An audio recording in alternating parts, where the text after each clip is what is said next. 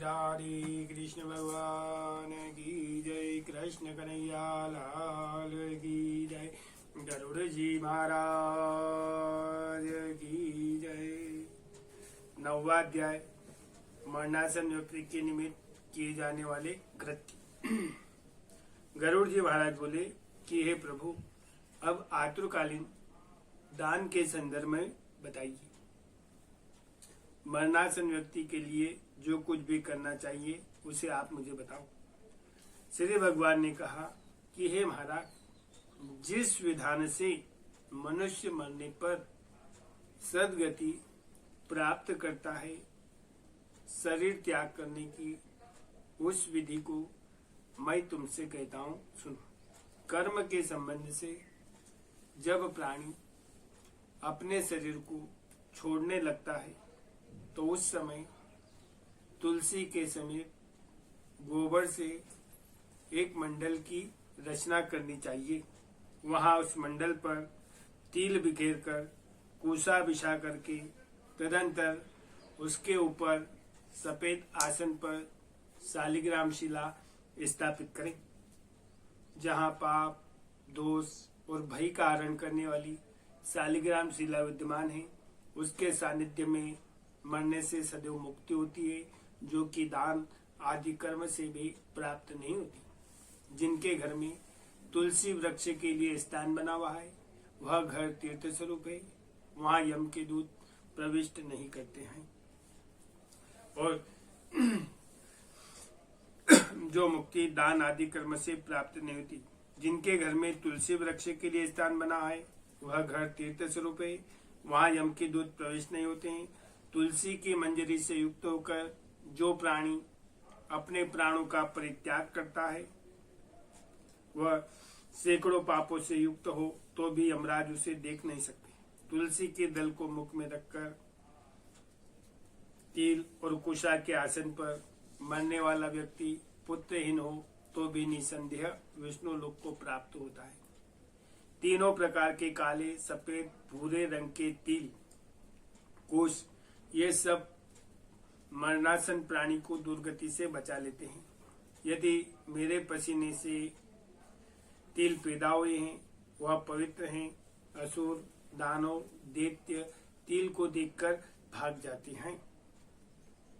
हे महाराज, मेरे रोम से पैदा हुई दर्भ कुश मेरी विभूति है, इसलिए उसके स्पर्श से ही मनुष्य स्वर्ग को प्राप्त होता है। कुशा के मूल में ब्रह्मा, कुशा के मध्य में जनार्दन और कुशा के अग्रभाग में शंकर, इस प्रकार तीनों देवता कुशा में स्थित रहते हैं। इसलिए कुश, अग्नि, मंत्र, तुलसी, गौ और ब्राह्मण ये बार बार उपयोग किए जाने पर भी निर्माल नहीं होते। पिंड दान में उपयोग किए गए दर्भ, कुश, प्रेत के निमित्त भोजन करने वाला ब्राह्मण, नीच के मुख से उच्चारित मंत्र, नीच संबंधी गौ, तुलसी तथा चिता की आग, ये सब अपवित्र बताए गए हैं। गोबर से लिपी हुई संस्कार की हुई पृथ्वी पर आतुर मरणासन व्यक्ति को स्थापित करना चाहिए। अंतरिक्ष का परित्याग कर देना चाहिए, अर्थात चौकी आदि पर नहीं रखना चाहिए। ब्रह्मा, विष्णु, रुद्र, अग्नि, ये सभी देवता अग्नि पर विराजमान होते हैं। इसलिए मंडल बनाकर रचना करनी चाहिए। जो भूमि लिपने रहित होती है, अर्थात मल मूत्र आदि से दूषित होती है, वह सर्वस्त्र पवित्र होती है। किंतु जो भूमि का भाग कभी लिपा जा चुका है, मल मूत्र आदि से दूषित है, वह पुनः लिपने पर शुद्ध होती है। बिना लिपी हुई भूमि, चारपाई आदि पर भूमि की सतह पर राक्षस, भूत, पिशाच, प्रेतगण प्रविष्ट हो जाते हैं। इसलिए भूमि पर मंडल बनाएं।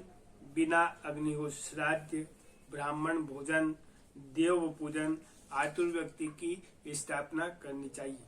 इसलिए लिपी हुई भूमि पर व्यक्ति को लिटाकर उसके मुख में शालिग्राम स्वरूप भगवान विष्णु जी का चरणोदक देना चाहिए। जो शालिग्राम शिला के जल को बिंदु मात्र पीता है, वह सभी पापों से युक्त होकर मुक्त हो जाता है। वैकुंठ धाम को प्राप्त होता है। इसलिए आतुर व्यक्ति के महापापों को नष्ट करने वाले गंगा जल को अवश्य देना चाहिए। गंगा जल का पान सभी तीर्थ में किए जाने वाले दान रूपी पद को पुण्य के फल को प्राप्त करता है। जो शरीर को शुद्ध करने वाली चंद्रायण व्रत को 1000 बार करता है और जो एक बार गंगा जल का पान करता है, वे दोनों समान फल वाले होते हैं। जैसे अग्नि के संबंध से रुई की राशि नष्ट हो जाती है, उसी प्रकार गंगा जल से सारे पाप नष्ट हो जाते हैं। जो सूर्य की किरण से युक्त गंगा के जल का पान करता है, वह सभी योनियों से छुटकर हरि के धाम को प्राप्त होता है। अन्य नदियां मनुष्य को स्नान करने पर पवित्र करती है, किंतु गंगा जी तो दर्शन, स्पर्श और गंगा इस प्रकार का कीर्तन करने मात्र से सैकड़ों हजारों पुण्य रहित असत्य पुरुषों को भी पवित्र कर देती है। इसलिए संसार से पार लगा देने वाले गंगा जल को अवश्य पीना चाहिए। जो व्यक्ति प्राणों के कंठ में आने पर गंगा गंगा ऐसा कहता है, वह विष्णु लोक को प्राप्त होता है और पुनः भूलोक में उसका जन्म प्राप्त नहीं होता। प्राण निकलते समय जो पुरुष श्रद्धा युक्त होकर के मन से गंगा जी का चिंतन करता है, वह भी परम गति को प्राप्त होता है। इसके बाद में मोक्ष प्रदान कर देने वाली श्रीमद् भागवत की कथा को श्रवण करना चाहिए। जितना भी संभव हो सके उतना अवश्य श्रवण करें। एक पाठ, आधा पाठ या आधा श्लोक भी श्रवण करने से करना चाहिए। जो व्यक्ति अंतकाल में श्रीमद् भागवत कथा के आधे श्लोक अथवा आधे पाठ को ग्रहण करता है, वह ब्रह्मलोक को प्राप्त होता है और पुनः संसार में उसका जन्म नहीं होता है। ब्राह्मण, क्षत्रिय, वैश्य को मरण काल में वेद पाठ तथा शिव और विष्णु जी की स्तुति मुक्ति प्राप्त कराने वाली होती है। हे महाराज, प्राण त्यागते समय मनुष्य को अनशन व्रत कर लेना चाहिए। जल और अन्न का त्याग कर देना चाहिए और यदि वह विरक्त हो जाए तो उसे आतुर संन्यास ले लेना चाहिए। प्राण कंठ में आने पर जो प्राणी मैंने संन्यास ले लिया है ऐसा कहता है, वह मरने पर विष्णु लोक को प्राप्त होता है और पुनः पृथ्वी पर उसका जन्म नहीं होता। इस प्रकार है महाराज, जिस धार्मिक पुरुष के आतुरकालीन पूर्वोक्त कार्य किए जाते हैं, उसके प्राण ऊपर के छिद्र से सुख पूर्वक निकलते हैं और योगियों के प्राण तलवों से निकलते हैं। प्राण मिले हुए जब पृथक हो जाते हैं, प्राणवायु सूक्ष्म रूप होकर इस शरीर से निकलता है।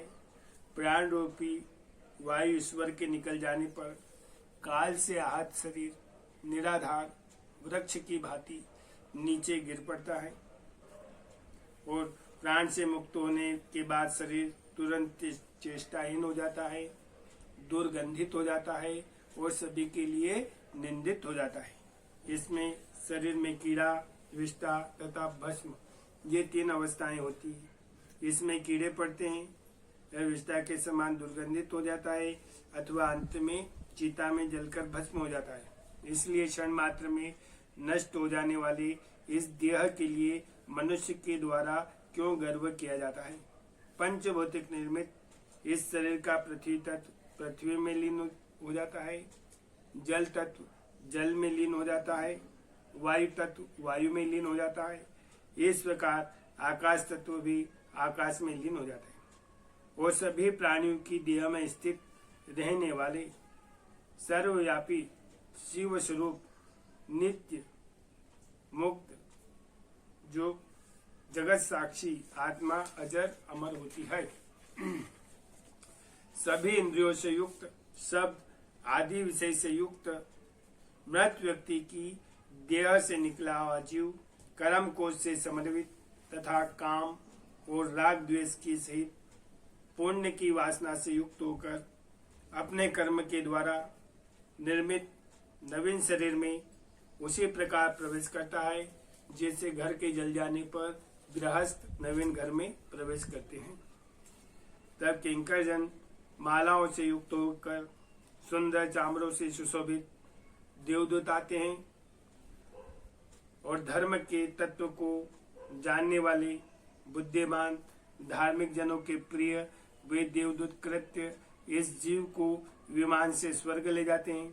सुंदर दिव्य देह को धारण करके, निर्मल वस्त्र और माला धारण करके, स्वर्ण और रत्न से आभूषणों से युक्त होकर वह महानुभव जीवन में दान देने के प्रभाव से देवताओं से पूजित होकर स्वर्ग को प्राप्त होता है।